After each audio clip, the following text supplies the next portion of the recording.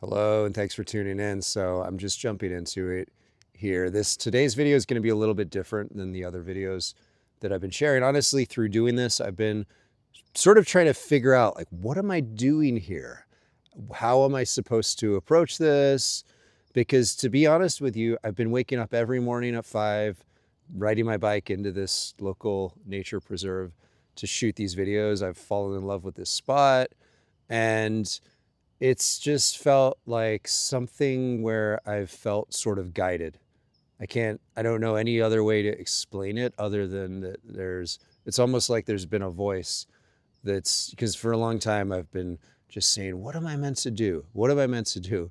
And, I say that like a little bit embarrassed to feel that way and to admit to feeling that way, but knowing that it might be relatable because if you're watching this, maybe you have a similar sense of like, you feel like there's some purpose you're being drawn towards, which is how I've felt for a while now, like profoundly. And I can talk more about that. But along with that sense of greater purpose, which I feel is what I've stepped into over the last couple of years of my life, has been that it's just, I don't want to call it a burden, but it's like the weight of what am I meant to do with this? And I feel like I've learned a lot over the last couple of years. I've really reflected on myself and my life in a way that I never had before. And I woke up in a lot of ways that I wasn't awake. And so the answer that came through in terms of what am I supposed to do? What am I supposed to do with this information that's come to me, with the new insights I've arrived at, with Kumara, the river and the lake, and the midlife mystic, and all these things that have just sort of been arriving as really ways to explain different things I've experienced in my life over the last couple of years and throughout my life. But anyway, the answer came and it said, go into this park and just shoot a daily video. As weird as that sounds, right? To think that my life is guided by voices. But at the same time, what else really does guide our life other than voices in our head, for the most part, or voices outside of us? And I think probably the key, and one of the things I'm going to talk about today, is maybe it's about learning which voices to listen to, learning to explore the voices inside of you. But anyway, I have an idea of what I'm going to talk about today. We're going to get into it in a minute. First, I wanted to tell you, welcome. This is episode 11. I think we're on 11 today. This is episode 11 of my new show, Act As If. And this is what I was called to do. I hope I didn't lose you with that long intro, but I am kind of figuring this out as we go. And part of this was a challenge to just step into something, to put myself out there in the world, because that's what I've been sort of being called to do lately.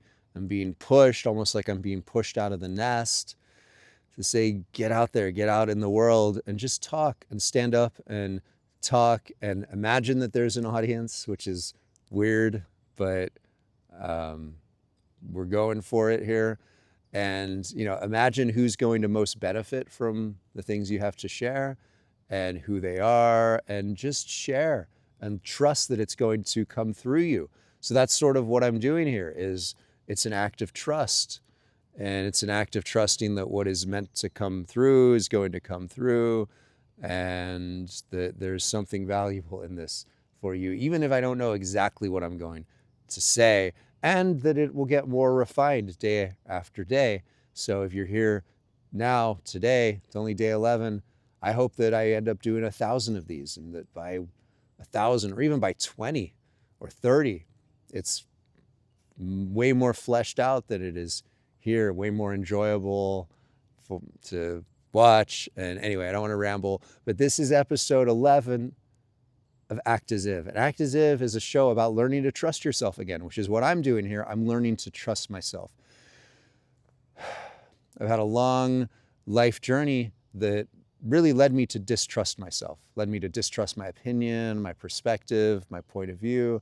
And I think that for all of us, the thing that makes us most valuable is our perspective. is our opinion, is our point of view. I believe that all what we are is we're all sort of like points in the same field of consciousness. So imagine that and the old model of science is basically a framework that says that physical matter is the foundation of the universe. And so what that model leads us to is the idea that consciousness is the product of physical reality. So for example, the idea that that consciousness is the product of your brain. Okay, so this is an important piece to understand because this is foundational to everything else I'm going to share with you in this video and on this channel. And so one of the core ideas you have to understand is that consciousness is not something that is produced by your brain. Your brain is a vehicle for accessing consciousness. So consciousness is a field. It's a field that's all around us. It's a field that makes the grass grow, that makes the wind blow, and it's the same force that animates you. Consciousness is sort of like life force energy. And so it's everywhere, it's all around us. And importantly, consciousness is not the product of physical occurrences. So once again, just to clarify that point, because it's really important, most of science and the paradigm, it's called the material paradigm, is the paradigm that basically the science of the world today sits on top of. It sits on top of the material paradigm. And the material paradigm says that physical matter, material, is the foundation of all reality. And this is also part of why our world seems like it's falling apart right now, because that paradigm is wrong, and new breakthroughs in quantum science and physics are starting to point, and I'm not a physician, or I'm not a physicist, I should say. And so one of my goals with this show will be to interview people who are and who understand these fields much better than I do, so that I can better understand the things I'm talking about, that I have received, I would say, like kind of received insights about, that I just have a knowing are true because I can feel it. And I think this is important, is that I think a lot of us are more intuitive than we realize, and we've been trained throughout our lives to discount our intuition, to kind of discount our deeper sensibilities, and trust our minds, trust what our mind tells us over what we feel is right. And so this show, and really all my work, is about learning to trust yourself again. And so there's things I've come to arrive at realizing I'm pretty sure this is true, but I'm not an expert in the field of quantum physics or even psychology. And I've studied a lot of these things throughout my life. But anyway, so I'm going to bring in different experts so that it's not just me riffing, but I think I needed to get to a point of kind of understanding the core philosophy, the core reason I'm here, whatever. Anyway, so, but the important thing here is that reality isn't what we think. And we look out at reality, and we see reality, and we see what it looks like, and we draw conclusions about the nature of reality based on what we see, based on what we hear, based on our five senses. We actually have a lot more than five senses. That's a story for another day. But anyway, the core message is that, well, there's a few core messages. I'm sorry if this is going all over the place now. But basically, everything we've been led to believe is wrong. There's one message.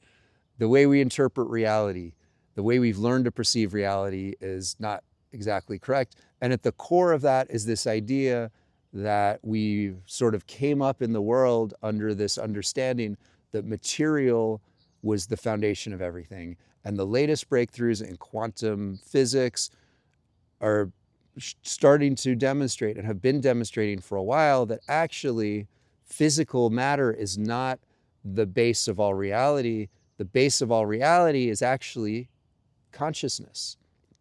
There have been experiments like the double slit experiment, which maybe you've heard of, And what the double slit experiment showed was that particles behaved differently when they were observed than when they weren't observed. And the truth, or the idea that this begins to point to, and again, I'm going to get experts on the show to drill into these topics at a deeper level, but the truth that that begins to point to is the idea that if our mind, if our consciousness, our awareness of reality can affect reality, well, maybe our model is entirely wrong, that it's not reality that's creating consciousness, but that it's actually consciousness that's playing a role in shaping reality. And this is something that aligns with what I experienced when I took LSD for the first time as a teenager. And if you've taken psychedelics, you've had that same, probably had that same understanding, where you go into an alternate view of reality and you realize reality is not what I always thought it was. And one of the things a lot of people realize when they take psychedelics is you're sort of the creator, you're the orchestrator of your life. So that's what this work is all about. River and Lake and Kumara. River and Lake is a model for understanding reality. I'm going to try and explain it in the next few minutes I have left. And then Kumara is a model, it's a framework for learning to act in a way that's more empowered, that's more aligned with what is actually true. That's where intuition comes in, learning to act from your intuition, because your intuition is a deeper force within you that is more correct than what your mind often says. And so we'll get into that. But first, I want to tell you about River and Lake, and that's what I'm going to kind of leave you with today. Okay, take a breath with me. Thanks for hanging out. Thanks for watching this early episode of Act As If. As I said, these episodes are only going to get better, more articulate, clearer, more on point. We're going to have guest speakers. It's going to get more and more interesting. We're taking a ride together. So thanks for being one of the brave ones who's here early on this journey. I'm really excited and inspired. So the first thing to know is that everything is energy. Everything is energy. And you might be looking around you and you say, well, that looks like a table. Like, that's not energy. You know, I have a body, it's hard, I can touch it. This isn't energy. But I want you to consider for a minute that actually everything is energy. And the reason that some things appear to be more solid than others is that it's simply about the speed at which energy is vibrating. Because energy, every piece of matter has a frequency. And so things that are solid are simply energy vibrating at a lower frequency. I know this sounds like a crazy idea. Again, I'm going to get physicists on the show who can explain these ideas more articulately than I can. But for now, just take a leap of faith with me and accept this idea that everything is energy. And it's an idea you've probably heard throughout your life. And it's an idea that maybe intuitively on some level, if you're still here listening to me, intuitively you kind of feel like there's some truth to that. And again, I'm going to do my best to prove this to you, that it's not just my ideas, and everything I share with you is based on things I've read and things I've personally experienced. So everything is energy. Lower frequency energy appears more solid. Higher frequency energy is something you can't see, you can't touch. So like your ideas, your inspiration, your thoughts are still energy. Thoughts have been measured, right? Thoughts have been measured in a lab. And thoughts have been measured to be energy, that actually there's an energetic process that occurs in your brain, and there's energy that leaves your brain when you have a thought. So your thoughts are energy, and anything in your life is energy. I know, it sounds like a wacky idea, but just go with me. Now, if everything is energy, the other thing to know about energy is that there are two aspects of energy. And this is what I use river and lake to refer to. So today we're going to cover river, and then I'll give you a brief overview on lake. But river is everything that moves. So river is basically what energy is doing. And for example, all of your thoughts, What are you thinking about right now? Bring to mind, or I don't even need to ask you to bring to mind something. There's probably things on your mind, right? Things running through your mind. You're thinking about what you have to do today. Maybe you're thinking about what you did yesterday. Maybe you're thinking about what's my life purpose. Maybe you're thinking about, why am I watching this video? Am I going to get something out of this? Maybe you're thinking about what you're learning from listening to me. All of that is river. The story of your life is river. Anything you can think about is river. River is just movement, flow, action, things you do in your life, what you hear. All of it, everything is river. And so river, again, is about what energy is doing. So what's on the other side of river, I'll touch on it briefly, is lake. Lake is what you are. Lake is the stillness, the essence, the beingness. Lake is consciousness itself. And you could say, so consciousness itself is energy. And you could say the river is what consciousness is doing, but lake is the consciousness itself. And so river is what you are doing, what you're thinking of, your life story. Lake is who you are, just who you are in this moment, right now. No story, because we all exist in this moment right now, independent of any ideas, any thoughts. And the key, one of the keys of life, the key to happiness, the key to connecting more deeply with your intuition, is tuning in, connecting with the lake. And this is what my newsletter is about, river and lake. I'll link it in the description. And so lake is the stillness. Lake is the essence of who you are. And so one of the things I'll say here before we wrap up, because I've been trying to keep these to 15 minutes, and I'll pick this back up tomorrow. But the thing I'll leave you with here is the idea that a lot of the time we look for fulfillment in life in the lake, right? So what does that mean? We look to things we do to bring us lasting satisfaction. So we look to maybe our career, we look to relationships, we look to things in the world to bring us fulfillment. Once I achieve this thing, this level in life, in my career, once I have this type of relationship or whatever, then I'm going to feel satisfied. Then I'm going to feel happy. And, we're kind of conditioned to think that way through advertising, through the way that we were raised. We're sort of trained to believe that happiness is on the other side of having something. And that's what all the advertising in the world is basically designed to teach us. And so that's based on the model that physical reality is more real than it actually is. That physical reality is the thing that's going to give us happiness, because I'm going to reach a certain point in my career and then I'm finally going to be happy, right? This whole model, this whole framework, everything I'm here to teach is here to say that's wrong. And you probably know that's wrong, because at this point, you've watched me to this point, you've gone through most of your life pursuing things that you thought were going to give you happiness, that you thought were going to lead you to feel the way you wanted to feel, and they didn't. Over and over again, right? We go through this pattern of looking for something, and it doesn't make us feel the way we thought it was going to. Anyway, so what do you do? And that's the question. And that's sort of what I arrived at. Like, what am I meant to do? I know all of this. I've learned all these things about reality and who I am and what what my purpose is, but what do I do? And here's the simple answer to what do I do? Nothing. And I know that sounds overly simplistic, but that's basically it, because we get so focused on doing.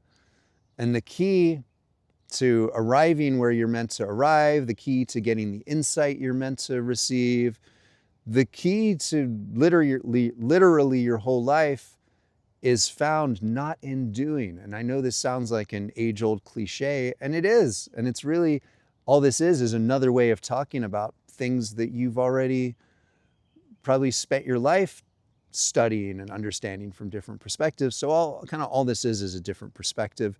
And again, that's all of us are. We're just different perspectives on the field of consciousness. That's basically what your brain is and what your mind is and who you are. You are a different vantage point on the infinite field of consciousness. And we both have different vantage points. And when we've like come together like this and we're having this conversation, I know it's just me doing the talking, but I feel like I'm having a conversation with you. Our points of consciousness are aligning, and that's really cool. That's how we create connection. And I don't know, we'll come back to that later maybe. But the core point is that to find freedom, satisfaction, fulfillment, the key is that it's not in the river. It's not in the things you do. It's not in anything you're ever going to achieve.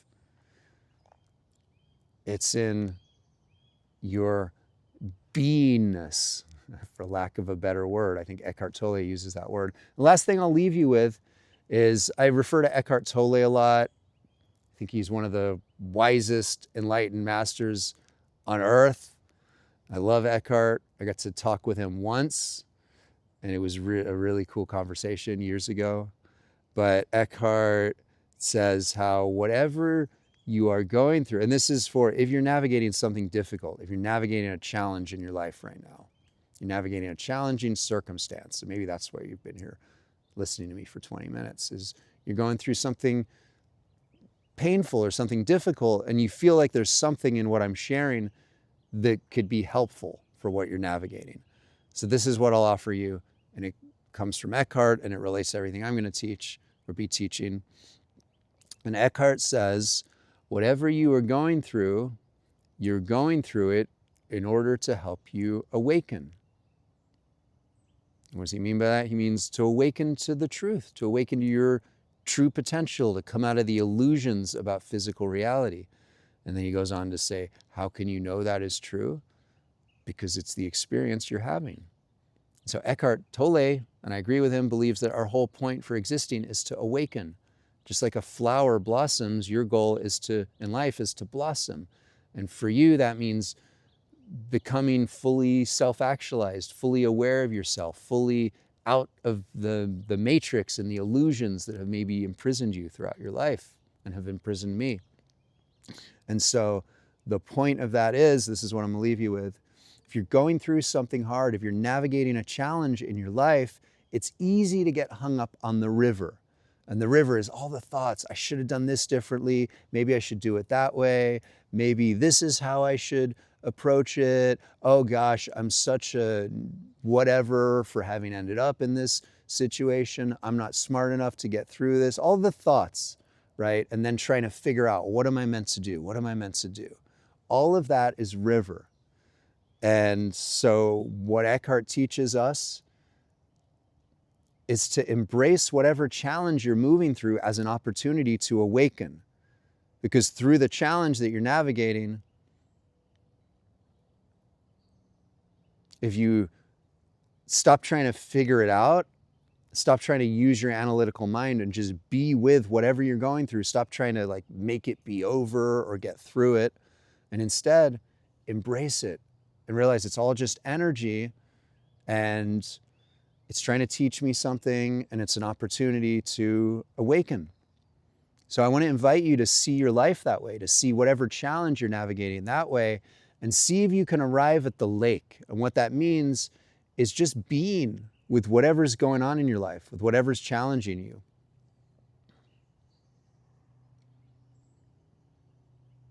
Not trying to fix it, not trying to do anything about it, not trying to figure out the answer, because the answer is not in your head. And so that's when you will arrive at your own intuitive wisdom. And your own intuitive wisdom is just a knowing that will eventually arrive and tell you what to do. And you're only going to arrive there by being present, by being fully tuned into the experience you're having and what you're navigating in your life, even if it's challenging, especially if it's challenging. You have to let yourself feel, this is what I've learned, is you have to let yourself feel whatever feelings are arising in that difficult circumstance, in that difficult challenge that you're moving through, because those feelings are an opportunity to gain insight, to learn something, to awaken. This has been episode 11 of Act As If. This is the longest one, but let me know if you made it all the way to the end. Hopefully at least one or two of you did. And I'm going to continue to get more concise with these, but I would really, I'd be really, really grateful to hear from you, especially if you made it all the way to the end. Let me know, just say that you made it so that I know someone's watching these. And I would love to hear what stood out from this video. Hopefully something I said made some kind of sense. You know, it's kind of hard being here before like having an audience, but I'm, again, just sort of doing what I'm feeling called to do, which is share what's been coming through me, what I've been learning, and things that I hope are helpful. So thanks for being here. Thanks for hanging out, and I'll see you tomorrow.